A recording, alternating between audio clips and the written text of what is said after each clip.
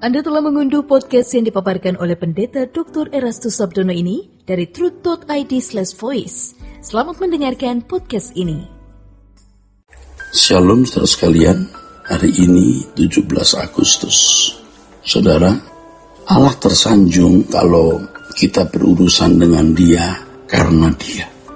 Kita berurusan dengan Allah bukan karena kita sedang membutuhkan sesuatu yang menyangkut pemenuhan kebutuhan jasmani. Kita berurusan dengan Allah karena memang kita membutuhkan Dia.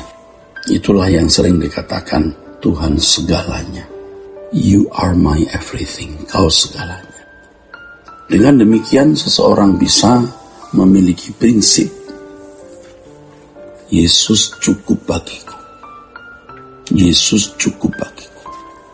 Dan logikanya saudara, kalau kita percaya Allah itu Bapa yang Maha Besar, memiliki segala kekayaan jagat raya yang tidak terbatas ini, menjadi anak Allah itu sudah cukup, tidak perlu apa-apa lagi. Nah, kalau kita merasa masih perlu apa-apa lagi, kita tidak menganggap Dia besar. Kita tidak mempercayai bahwa Dia kaya dan memiliki segala kemuliaan. Kalau kita bisa menjadi orang percaya, menjadi utusan Kristus, pelayan Tuhan Yesus, itu cukup. Mengapa? Karena Yesus menjadi raja di atas segala raja, raja atas jagat raya ini. Menjadi hulu balang pelayan Tuhan Yesus, itu lebih besar dari presiden di dunia ini. Bahkan lebih dari presiden dari satu negara adikuasa di dunia ini. Jadi kalau kita mengatakan Yesus cukup bagiku, ya, itu berarti kita menyanjung Allah. Maksud saya kalau kita mengatakan Yesus cukup bagiku dengan sikap yang benar, memang memiliki Yesus sudah cukup bagiku, tidak butuh yang lain. Kalau aku membutuhkan Tuhan Yesus, karena memang hanya Dia yang kubutuhkan, bukan yang lain. Bukan melirik kuasanya, berkatnya, atau mujizatnya. Ini baru benar-benar menyanjung Tuhan. Jangan berkata Yesus sungguh baik, Allah sungguh baik, lalu setelah itu Tuhan nyatakan mujizatmu. Nah, itu kan sebenarnya kurang patut, kurang pantas, saudara.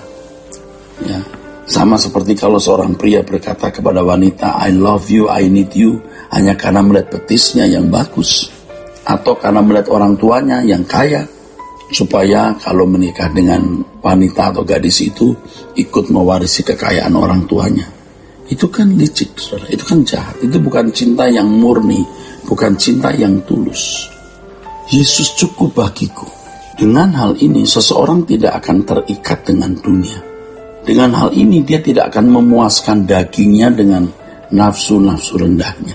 Dengan hal ini dia hanya mau menyukakan hati Bapa, menyenangkan hati Allah, dan melayani Tuhan Yesus. Orang yang memiliki prinsip Yesus cukup bagiku akan melakukan segala sesuatu bagi Tuhan. Seperti yang dikatakan dalam firman Tuhan, baik makan atau minum atau melakukan sesuatu yang lain, kita lakukan semua itu untuk kemuliaan Allah. Ya. 1 Korintus 10 ayat 31. Kalau kita mengatakan Yesus cukup bagiku, maka hidup kita tujukan sepenuhnya hanya untuk mengabdi dan melayani Dia. Nah, faktanya saudaraku sekalian, banyak orang tidak melakukan hal ini. Dan orang yang tidak melakukan hal ini bisa-bisanya berkata, Kau segalanya bagiku. Kau segalanya bagiku Tuhan. Padahal yang dia butuhkan itu bagaimana sukses dalam karir, sukses dalam studi, bagaimana meraih dunia ini. Sebenarnya dia tidak menjadikan Yesus segalanya karena masih ada ruangan di dalam hatinya untuk yang lain. Ya, punya Tuhan Yesus, tapi kalau tidak punya rumah pribadi ya kan kurang lengkap hidup ini. Nah, itu kan belum menjadikan Tuhan segalanya. Ya, kita perlu Tuhan lah. Tapi kalau tidak punya jodoh ya gimana ya? Bagaimana merasa lengkap hidup ini? Nah, itu belum menjadikan Tuhan segalanya. Memang katanya Tuhan itu kita butuhkan, tapi kalau tidak punya anak sepi loh. Nah, Perkataan begitu itu kan perkataan orang yang belum menjadikan Tuhan segalanya. Bekerja pun hanya karena mau uang, dan dengan uang itu dia bisa membeli ini, membeli itu, jalan-jalan ke sana, jalan-jalan ke sini. Nah, orang-orang seperti ini, saudaraku, biasanya memanfaatkan Tuhan, bukan bagaimana dimanfaatkan oleh Tuhan. Mestinya kan kita itu ditebus oleh Tuhan Yesus menjadi miliknya, dan hidup kita itu bermanfaat bagi pekerjaan Tuhan. Bagaimana kita bermanfaat bagi Tuhan, bukan bagaimana memanfaatkan Tuhan. Orang yang masih memanfaatkan Tuhan, ya kalau dia orang Kristen baru, maklum ya, sebab dia belum mengerti.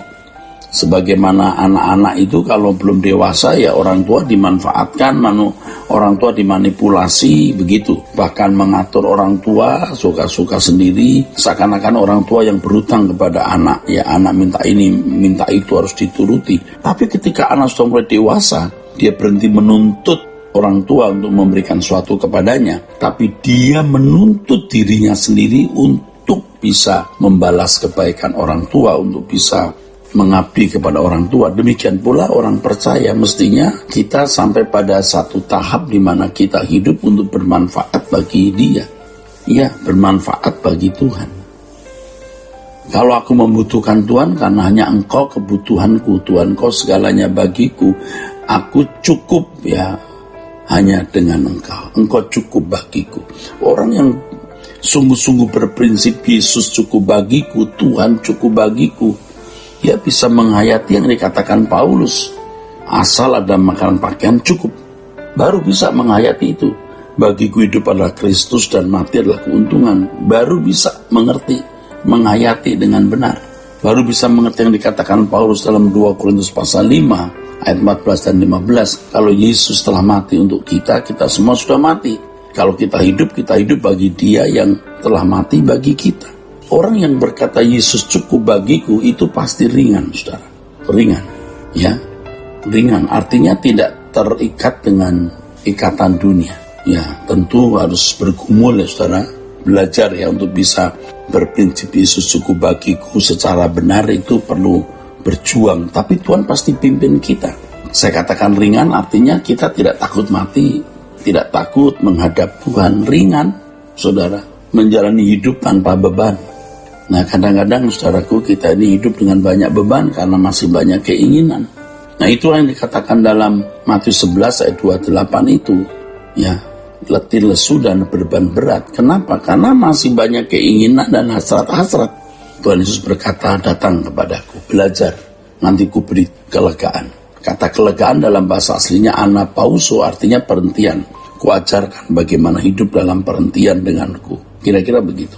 Oleh sebab itu, saudara, ikuti terus pemberitaan firman Tuhan, renungan harian seperti pada hari ini, supaya saudara-saudara sekalian mendapatkan tuntunan firman yang benar, yang menggiring saudara menjadi anak-anak Allah yang bisa berkata, Yesus, Tuhan cukup bagiku. Ya, Tuhan memberkati saudara sekalian. Sola Gracia. Untuk berlangganan renungan harian dalam bentuk cetak, silakan hubungi Truth Literatur di nomor telepon 0878 7870 7000. Untuk mendapatkan CD khotbah, MP3 renungan Truth, dan CD album lagu produksi Sola Gracia, Anda dapat menghubungi di hari dan jam kerja di nomor telepon 021 638 60953. Tuhan Yesus memberkati. Sola Gracia.